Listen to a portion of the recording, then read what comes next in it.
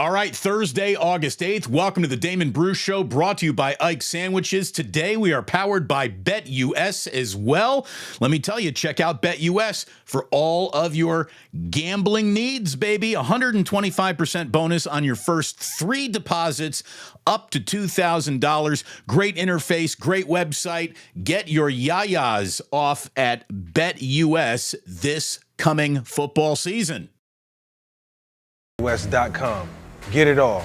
Huge bonuses, great odds, a race book, live in-game betting, and a casino. BetUS, my online sports book and casino. We got a great one for you today. Thanks so much for stopping on by. Again, get lunch this afternoon at Ike's. My man has a delicious sandwich just waiting for you. Use that app to order your sandwich. Start eating your way towards free sandwiches. And as always, we get our pints of Guinness at the Dubliner in West Portal. Go on down, say hello to Kenny, say hello to John. Let them know that we sent you. The Damon Bruce Show wants you to go get a great cocktail in an awesome neighborhood bar. Go check out the Dubliner in West Portal. And now it's time to get down to business because, my friends, we are 48 hours away from preseason football. It's officially happening. It's officially time to start talking about what the 49ers need to do, what they need to show in the preseason as they get ready for the regular season. And as always, our eyes on the internet waiting for anything to happen with Brandon Aiyuk, the situation that will never go away. We will get to that, but we're starting with a guest who's got a better back pedal than any guest that I could possibly bring on. I want to talk about the secondary first. It feels like more of any football game is being played in the secondary than ever before in a past first, second, and third league. I think the 49ers got a really good secondary, and we have a really great guest today to talk about it. Eric Crocker, the content game is strong. The back pedal is strong. You can see him as your host of Locked On 49ers, and he is Stockton's finest. It's great to have you on today, Eric. Thank you. Thanks for having me on. And it's good to talk to you. You know, I've been listening to you not just on the radio, but I don't know how old some of the listeners are playing video games. Man, I remember playing NBA 2K and stuff and hearing your voice on the game. So it's a pleasure to be on the show. Well, thank you very much. Look, when you get replaced by Shaquille O'Neal and Kenny Smith and Ernie Johnson, I understood why they did it. I would have gone in that direction too, but it was a lot of fun to be in that game. It's amazing to think of how many living rooms I was actually in at one point in my life. I am really happy, Eric, that you're in this room right now. Thank you so much for joining us today. I know that you've been down in Santa Clara. You've been putting your eyes on training camp. And before we get into the specifics, just paint me a little picture. You've been watching a few practices here. What's jumped out to you? I think just the amount of passes that the 49ers secondary was able to get on. I know we're going to talk about the secondary a lot today, but in every practice I went to, they were picking off several passes. And you can go back, 5 or 6 years or so. There was a season there where the 49ers had 5 total turnovers throughout an entire season. We've seen them get progressively better. And I think when you look at this team now with guys that are just have a knack of being ball hawks, whether it's Charvarius Ward, we watch him, finally kind of capitalize on passes coming his way, picked off passes, ran his way to an all-pro. But also guys like Jair Brown. And he had interceptions in his limited action last season. But if you go back to college, this is a guy that over his 2 years that he played at Penn State, he led all of college football in interceptions. And you see kind of between him, you see some of the other guys, Odom picking off multiple passes yesterday. Guys are capitalizing and attacking the ball in the air. They're capitalizing off of tips and overthrows. So I think for me, seeing a secondary that's been advantageous with taking the ball away, that's been probably the thing that's jumped out to me the most. I think we've been looking at this defense, and because of Nick Bosa and the attention that he commands and the salary that he commands, we've spent an awful lot of time evaluating this defense, just looking at the defensive line, and then the secondary sort of becomes an afterthought. Fred Warner is so good, you almost take him for granted, and the linebacker play is just very matter of fact. I think this year, and tell me if I'm wrong here, Eric, the secondary is going to lead this defense, probably more than the defensive line. I think it might be the strongest unit on this defense before we've actually started taking NFL tests here.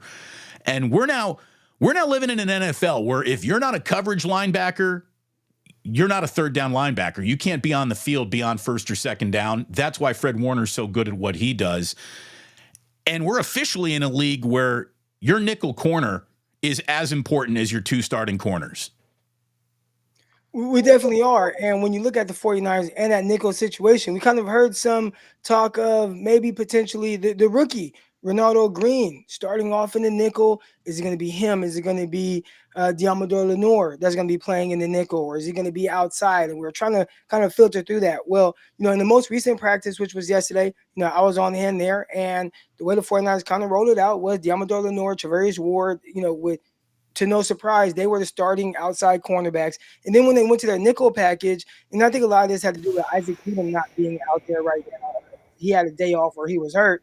They ended up inserting Ronaldo Green in there. So the three corners that were on the field, you had Charvarius Ward, then you had Ronaldo Green on the outside, and then in the nickel, you had Diamador Lenoir. So I think that Lenoir, and I felt most comfortable with this, that's a position at the nickel spot where you need somebody with some experience. It's not too often you see a rookie nickel not only start, but hold down the nickel spot. I think the last time we saw a rookie come in for the 49ers and start the nickel, it was Samuel Womack, and that lasted all of 2 weeks.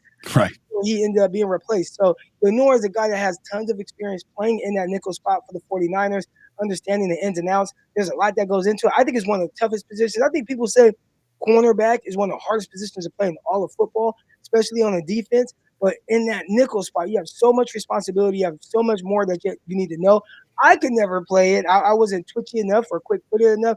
But having to understand your run fits, your run reads, how you're working with the linebackers in coverage, how you're working with the outside corners in coverage, and also the guys behind you with safeties. There's so much more that goes into that nickel position. And then that's not even to mention how difficult it is covering receivers in space with how much space they get at that slot spot. So you want a guy to hold it down that has a ton of experience. Diamador Lenoir seems to be that guy to steal.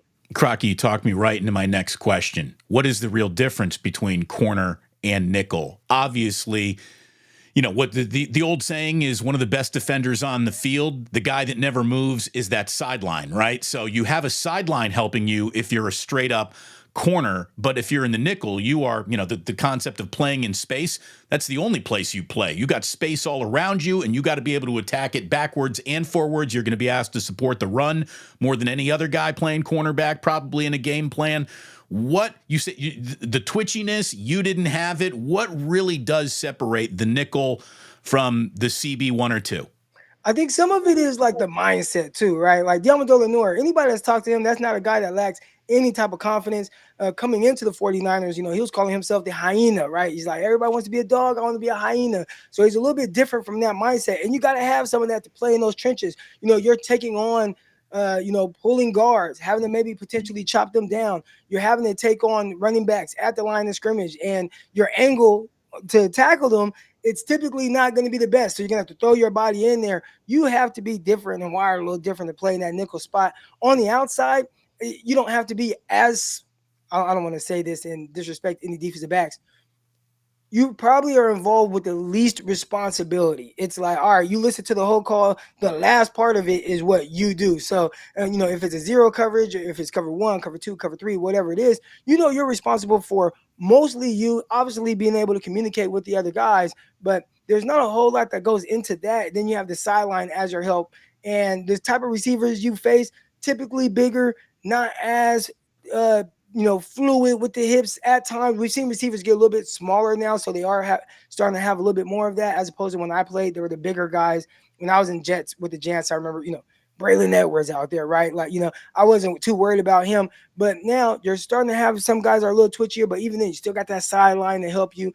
Most of the time, you're facing more X receivers. They're on the ball. The space isn't already created in press coverage. So the outside position, I think it's a little easier from a physical standpoint and mental standpoint, as opposed to the nickel spot. A lot more going on there. I want to talk about Charvarius Ward, Mooney Ward, who officially, like I saw him left off a top 10 corners in football. So he has now drifted all the way into the lane of most underappreciated, underrated.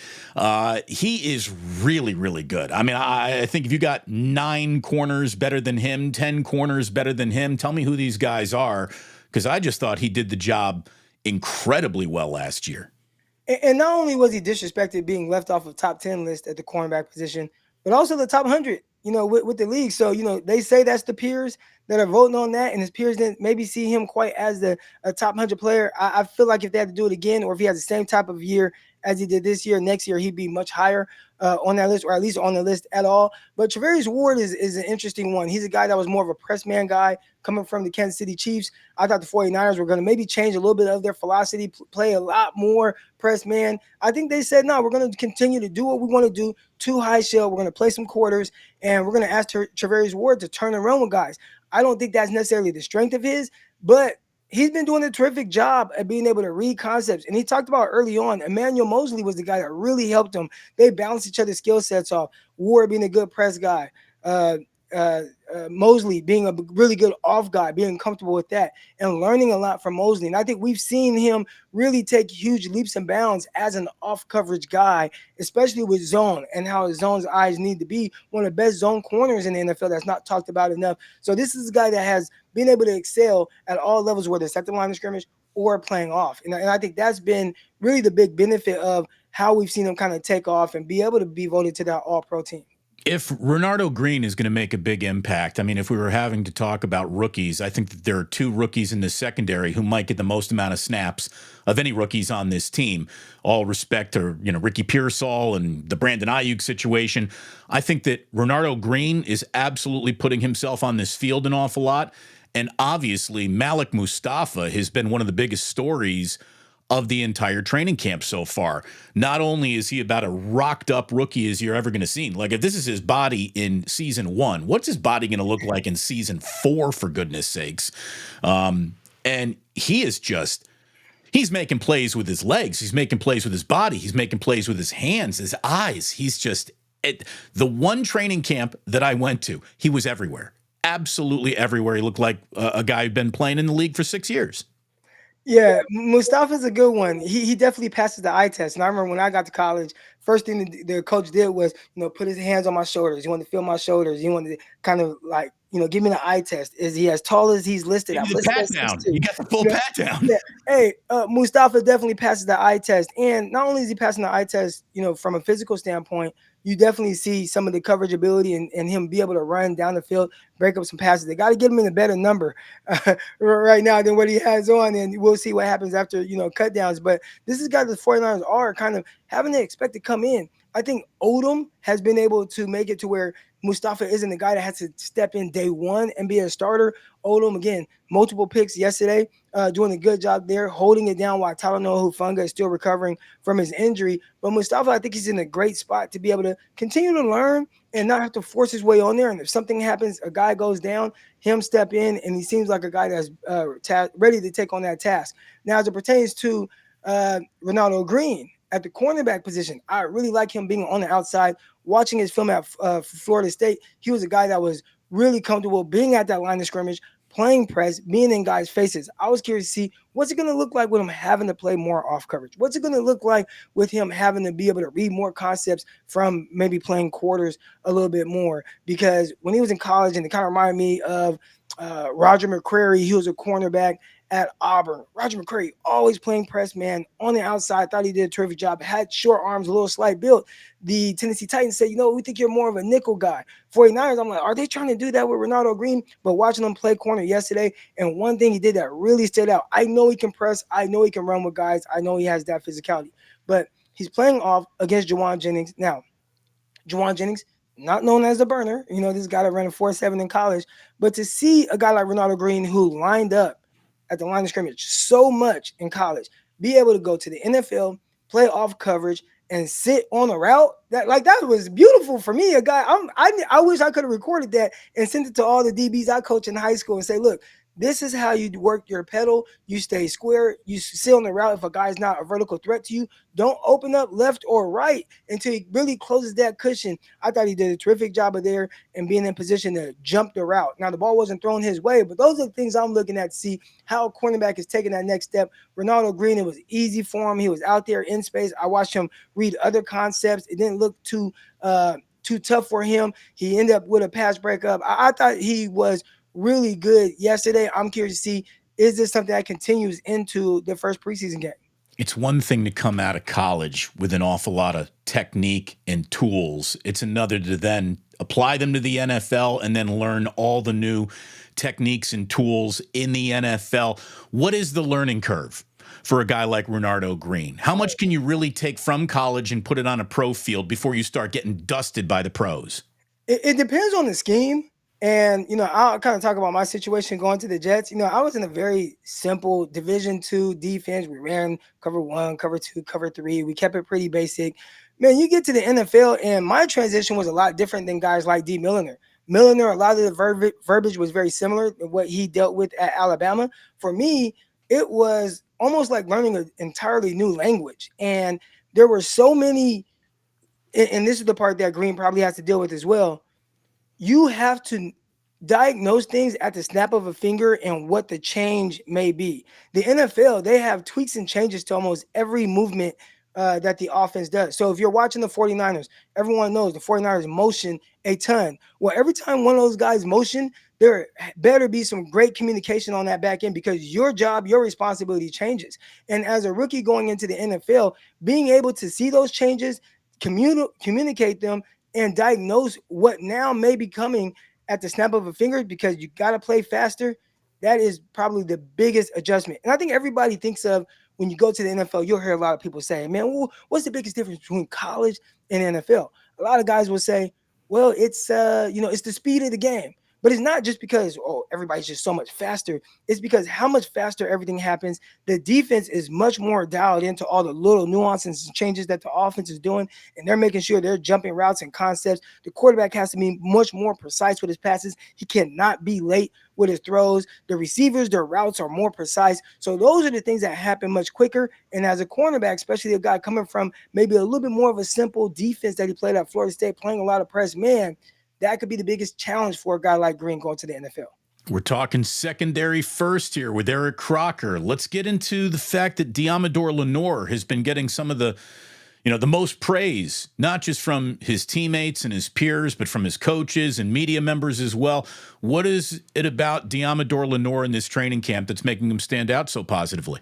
Well, you can just see how comfortable he is and how much the game has slowed down. And, I talked about him playing multiple positions. This is what year 4 for Deommodore Lenoir. So the veteran that he is, understanding things, you see him communicating. I see him pointing out there. If they're motioning, from one guy outside, they're motioning to a bunch. He knows exactly what to do, how to attack it. Part of it as well is he's seen this offense several times. So I think the game is much slower for him right now, especially in training camp.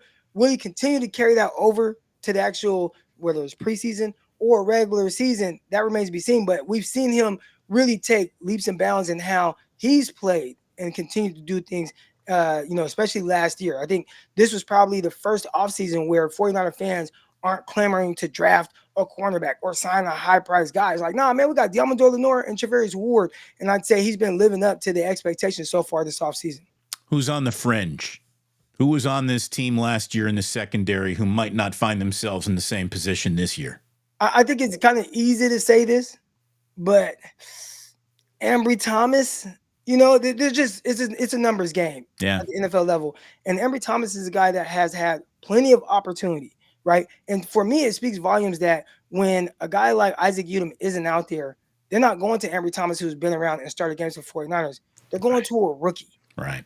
And then the next guy up, it feels like it's more Rocky Sin than it is Ambry Thomas. So if there's one guy that kind of could potentially be on the chopping blocks, it would be him.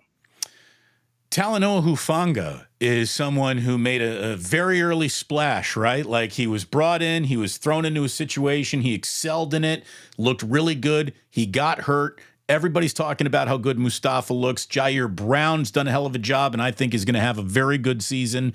Odom maybe is the least appreciated, most out there guy on this team. How does Hufanga work his way back into a safety room that has changed an awful lot since he's been hurt? One of the things that he said this offseason that was interesting, and my kind of ears started to perk when I heard him say this, was that he's not like guaranteed a starting spot. You have a guy that was an all-pro. Last year he's playing, looks solid. He sounded positive about it, though, isn't it? I mean, the guy's got the right mindset. I was going to say, I think that's just his mindset. This is a guy that understands hard work, dedication. He doesn't come off to me as someone that feels like things are going to be given to him. I remember when he was at USC, he was the guy that said, you know what? I'm not just going to say, well, I'm at USC. I've made it. Let me go seek more help. And he started working with Troy Polamalu in the offseason. So, I don't think he's going to shy away from whatever work he has to put in. I'm pretty sure the 49ers, even though he's not pegged to be 100% the starter when he returns, I'm pretty sure the expectations for him is, hey, I'm going to work as hard as I can and whatever happens, happens. And not assume that he's a guy that will be back out there. This is a guy that took advantage of a terrific opportunity as a rookie. Yeah, Jaquiski Tart, who had to leave and miss some games. Hufanga steps in. He plays well. Next thing you know, Hufanga comes back. Talanoa Hufanga and Tart. Tart comes back from injury. Talanoa Hufanga now, they're kind of splitting time. They're kind of splitting reps. And then you saw that transition even easier for them coming to offseason to where it's like, all right, Hufanga, you're going to be the guy. And I'd say he's going to work that same way to get back in that groove and insert himself back into the starting lineup. We got preseason football in 48 hours. You've been a back of the roster guy. There are a lot of guys on this team who are going to get more opportunities here in week one than they're going to even see in week two, because coaches now are going through, different teams are approaching the preseason in different ways. And it feels like Shanahan is just basically, if you are going to be playing a lot of snaps, we're not going to see you against Tennessee. Maybe we'll see you further down the road in the preseason. For a lot of guys, this game doesn't matter at all. For some guys, this is their professional Super Bowl. As a back of the roster guy, what do you want to do in Tennessee to make this team? Can you make this team in Tennessee? What do you need to put on this tape to go from you're the 54th man to you're the 53rd man? Oh, man, I know this all too well. And the biggest things in one area where I feel that, special teams. You have to show some special teams aspect, value, and be able to put that out there, right? So whether it's running down as a gunner on punt unit, whether you're a protector on punt and you're standing out there, make sure that you just do your job. It looks good. Go out there, make a play, maybe force a turnover. If you're a returning guy, right? Talked about guys on the chopping block on defense and who that may be. Well, on offense, what about a guy like Ronnie Bell? You got a lot of receivers either coming back. You got some openings that may happen, but that receiver room is getting a little weird. It's shifting around a little bit. Ronnie Bell is a guy I think some people are just kind of counting out. Well, he's also been a punt returner. He's been a kick returner. Can he make this team by being a terrific returner, right? So I think special teams, first and foremost, matters the most for the bottom of the roster guys. And then no mental mistakes. You cannot make mental mistakes. All these guys from a physical standpoint, for the most part, like they passed the bar. They passed the test. But when you can't get it mentally and things maybe are happening too quick and the coaches are going over things that they've told you several times in practice, that's probably the quickest way to get cut. Oh, man, I'm ready. I'm officially ready for some football. I'm so sick and tired of the Brandon Aiyuk discussion, and I think most people are. The Aiyuk fatigue is actually real. And, here's a question from Mike Baker. Did y'all talk about Trent Williams yet? The answer is no, we haven't. And no one is talking about him as much as they probably should, because it would be really hard to go, I think, win a Super Bowl without Brandon Aiyuk. It's probably impossible to try to do that without Trent Williams. Do you think that this, is there, to me, it's almost like it's an agreed upon veteran holdout, sort of like, Trent, we know you don't need to be out here. You don't really want to be out here. You want more guarantee. We're going to get this money to figure out. In the meantime, missing preseason football isn't necessarily a bad thing for you. I hope I'm right about this, that this is just all going to be put to bed. Nothing to see here by week one against the Jets. Are you feeling that way on Trent Williams? I hope so, but even for a veteran like Trent Williams, you still need some snaps, some reps in preseason or training camp, right? This is a guy that, going from 0 to 100, especially at his age, I try to do that. My Achilles is a little tight right now. Every morning I wake up, I'm limping a little bit more. I'm like, man, I need to loosen this up, right? But that's just mowing the lawn. And that's just mowing the lawn. Going 0 to 100 as a 36-year-old offensive tackle, that can lead to more injuries. So I would have preferred to see him, do things at training camp, be able to kind of ramp up a little bit. And then if you don't see him in preseason games, it's whatever. But to just say, you know what, I've been working out on my own, which your intensity is not the same as going up against Nick Bosa in one-on-ones, going up against Leonard Floyd and facing different type of pass rushers. I have no doubt that he's a guy that will be ready, whether he has in the offseason with the 49ers or not. But that injury concern, that's the thing that kind of heightens my anticipation for his return more than anything. You think Leonard Floyd's going to pop on the opposite side of Bosa, or is it going to go down to another like D Ford, nothing really happened signing? I'm much more optimistic with the signing of Leonard Floyd as opposed to heading into last year, right? Like you started this show talking about the 49ers, the back end maybe having to carry the load for the Niners. But, man, I was really excited when I saw Leonard Floyd get signed and get to play alongside Nick Bosa and the guys that the 49ers have in the middle of the trenches there. You know, Leonard Floyd, he's not a guy that's going to be like super stout against the run, but can he win off the edge? Can he get the quarterback to maybe pump fake, step up in the pocket, move off of his spot? And then you have a guy like Nick Bosa who clearly can clean things up. So I'm excited about probably the Leonard Floyd signing more than any other acquisition throughout the offseason. There you go. Let's get it done, Leonard Floyd.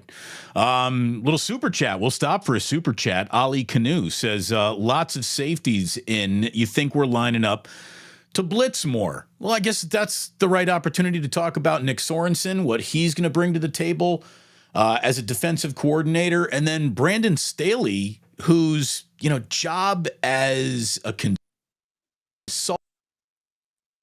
still remains a little undefined on this team. What do you think of just the 49ers defense changing philosophically at all? Do you think they will become more aggressive with the blitz, or will it be, sort of back to the Jim Harbaugh days where you're just playing as simple a base defense as possible and you don't put any razzle dazzle on until you absolutely have to? I think most coordinators, they all say we're going to be fast, we're going to be physical, we're going to be aggressive, but realistically, you would love to just be able to rush 4 and get there with those 4 guys and not have to blitz. Every time you send more than 4 guys, that does leave a hole on the back end, unless you're playing man. And if you built your defense more so on that, then great. But the 49ers haven't quite done that. So what I'm expecting is kind of more so what we've seen. Can we get after it before? We'll send some blitzes here and there, maybe have some stunts. But I think Kyle Shanahan is the real defensive coordinator. I think he adapts to the NFL and the defenses that are being played based on how they work against him. And then he says, you know what? All right, this is what I want you guys to do. He did that with Robert Saleh, right? Just bringing him in. All right, Robert Saleh, you're familiar with this style of defense that I like. We weren't able to get Bradley. Let's bring Robert Saleh in. You got that Seattle scheme cover 3 that Robert Saleh was very familiar with. All right. And then it's like, you know what? That stuff's not working quite as much. People have caught on to that. Let's go to more too high. Let's have a big end with a guy like Eric Armstead play on the outside, be stout against the run when we don't have as many guys in the box. And since then, they've continued to run a lot of quarters, play a lot more off coverage, and not have to send guys. Now, where the struggles have been is when you're not getting anything outside of Nick Bosa, then now it's like, all right, we have to blitz more. Right. We got to send Fred Warner, or we have to send some of these defensive backs. That's not something you want to make a living off of. So I don't quite expect that, or that to be a big part of their game plan, especially if they're able to get a little bit more pressure just rushing their 4 off the defensive line. Do you think Steve Wilkes caught a raw deal last year? Did he deserve to lose his job? I think that was best for him personally. Clearly, whatever he thought it would be, you got to look at everybody else who's been the defensive coordinator for the 49ers, guys that have been in-house. They've been when the 49ers hired DeMeco Ryans, this was a guy that was a part of every single defensive meeting, every, schematical change that they were going to have. Elevate that guy. He came with Shanahan. When Shanahan was hired in 2017, DeMeco Ryans was a part of that coaching group that came in there, and he sat with Robert Saleh. He sat with Kyle Shanahan, understood what they wanted. So I think that transition was pretty seamless. Now, you bring in a guy like Wilkes from the outside and expect him to adapt to something and that he hasn't been around for years like some of the other guys. I think it was maybe a tougher transition than he anticipated, trying to grasp and understand exactly how Kyle Shanahan thinks, how he wants him to do things. I think he kind of struggled with that. So that's not to say that Wilkes won't be good wherever else he goes. And I reached out to some Carolina Panther players that loved him and swore by him. And I'm talking about some of their best players on their team that were like, Croc, man, we love that dude. Great leader of men. great defensive mind, but whatever it was in his mind, it wasn't quite matching up with what Kyle Shanahan was wanting. So when you think of a guy like Sorensen who's been around for a couple years, I think you should see a little bit more of just continuity with the head coach. And I like that they made that hire from within. Was Wilkes, was it fair? I'd say at the NFL, it's just all a business, but you just understood that it just wasn't quite a good fit for either one of the guys. Would you want to work with Kyle Shanahan? Do you think he's an easy guy to be around season after season, year after year? Or do you think, everyone sort of wears out their welcome, or he wears out his welcome with other guys? We know that the skill and respect of the NFL is universal. What's Kyle Shanahan's likability factor around the NFL? To me, it comes off as if you're one of his guys and you're one of his guys, and you'll fit right in. I mean, there's been several coaches who have been with him kind of every step of the way. And then now you see guys kind of branching off, especially since he's become a head coach. Guys are getting opportunities elsewhere, but these are guys that have been with him since the 2000s, right? The early 2000s. So, I think he comes off a certain way, but if you're in his circle and one of his guys, I think you're fine with it. Where you're not fine with it is if you're kind of new and you come in, you're like, man, what's up with this guy, right? The expectations are very high. He's probably very demanding of understanding things from a mental standpoint. And if you can't grasp that, then you probably won't last. So Eric Crocker probably wouldn't last, but I think a lot of other people have done very well coaching with him. Let me ask a philosophical question, because I've watched you and listened to you enough to know that you have an awful lot of respect and admiration for what Kyle Shanahan does. You also understand that players will play really hard for a coach that they believe will make them better players. You become a better player. You're going to get a better paycheck, whether on this team or your next team. So there's a lot of universal respect for Kyle Shanahan, and I know that you stand in that crowd too. So this is a philosophical question. Obviously, it's about Shanahan, but it's not just about Shanahan. When there's universal respect and admiration for a coach who then becomes defined by getting close but not being able to actually bring home the championship, when does the coach with universal respect get overrun by the need to just do something different? And look, there is no hot seat for Kyle Shanahan. His seat's not even lukewarm.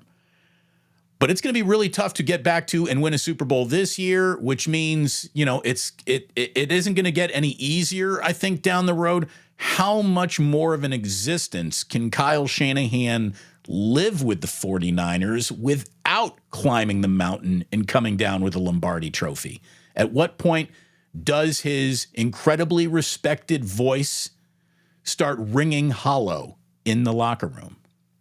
I think the good thing for Kyle Shanahan is there's examples of this, right? And the example everyone goes to is Andy Reid. So, what made it to where Andy Reid was able to get over the hump? I think most people will point directly to having a quarterback like Patrick Mahomes. Since he got him, a lot of things have changed for Andy Reid. But, I think for him, if you were to ask Andy Reid, maybe there's something that he changed a little bit different. Maybe there's something he said, you know what, I've done it like this and it's gotten me close. I went to 4 straight conference championship games with the Philadelphia Eagles, went to a Super Bowl, lost to the New England Patriots. I got close, a few times with Alex Smith. Maybe there's something I need to do a little different with this guy, Patrick Mahomes, to make sure that we ultimately bring home that trophy. And now he's done it several times.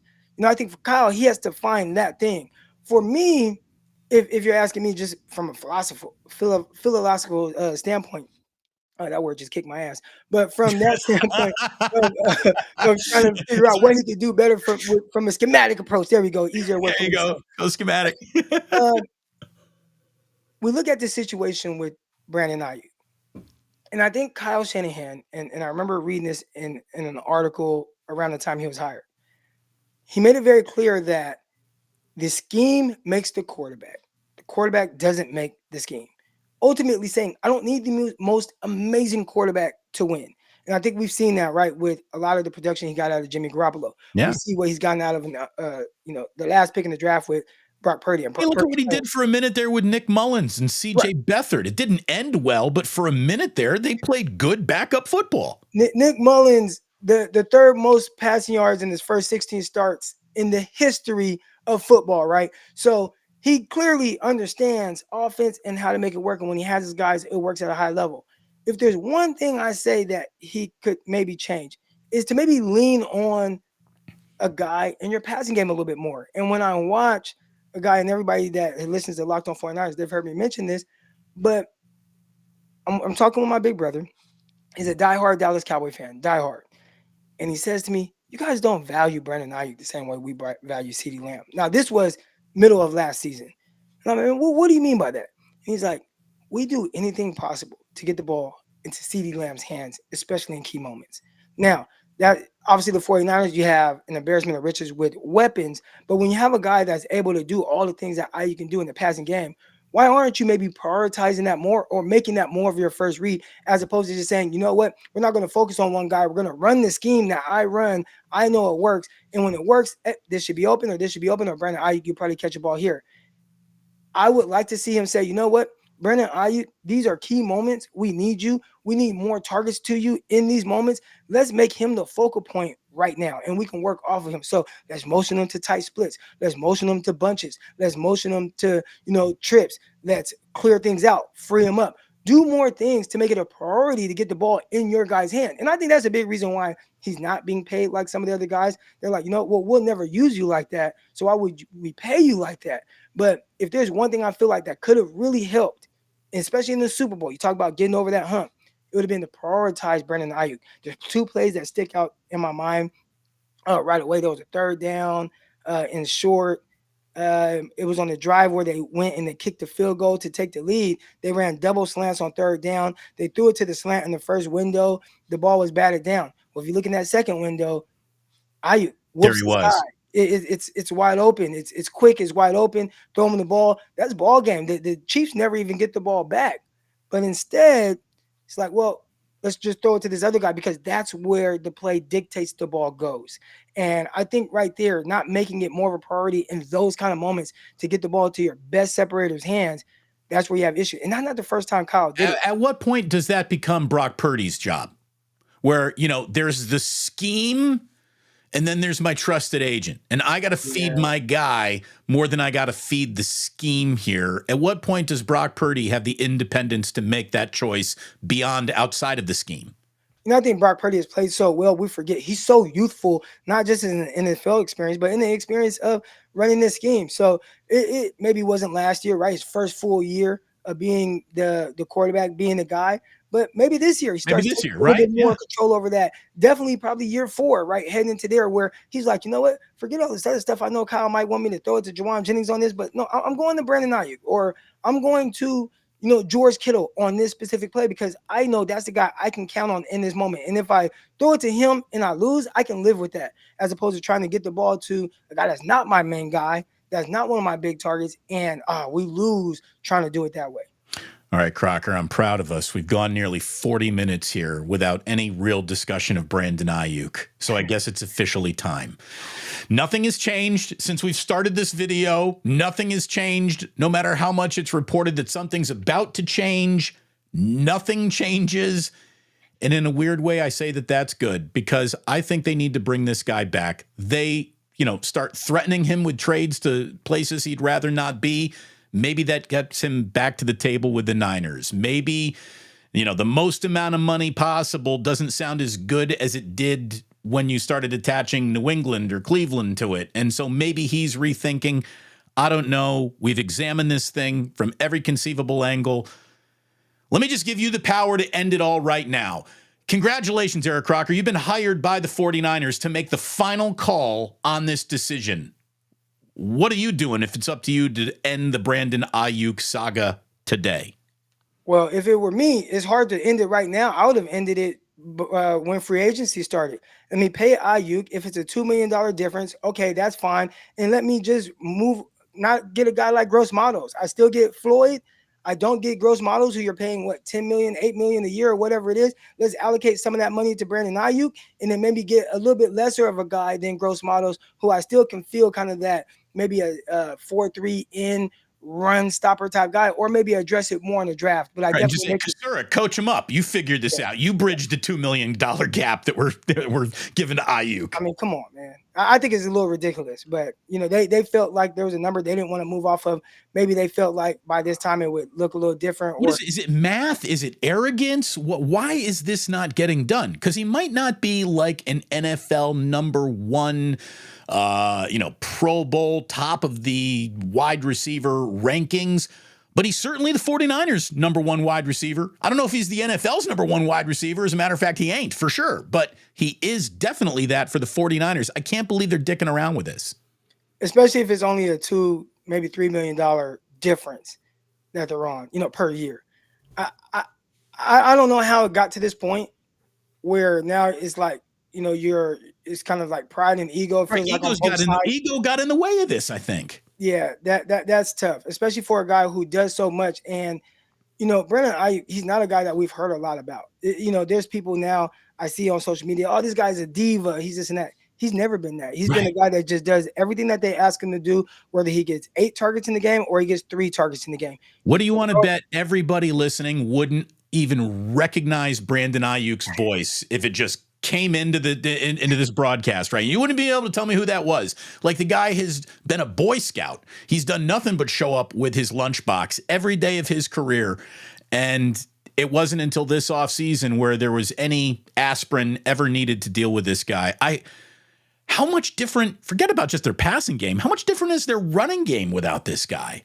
Like, they have 14 wide receivers in camp right now, which means they don't know what they're doing. Like, I don't look at that as, oh, that's good. They're just really, they have no answer. So they continue to ask the same question. Is this going to be the guy? Could this be the guy? They brought in Robbie Anderson. His name is now Robbie Chosen or Chosen Anderson. He put the word chosen in his name. I don't know. But guy's a longtime NFL veteran receiver. He's played many, many games. He's a camp wide receiver. He's not on this team, is he?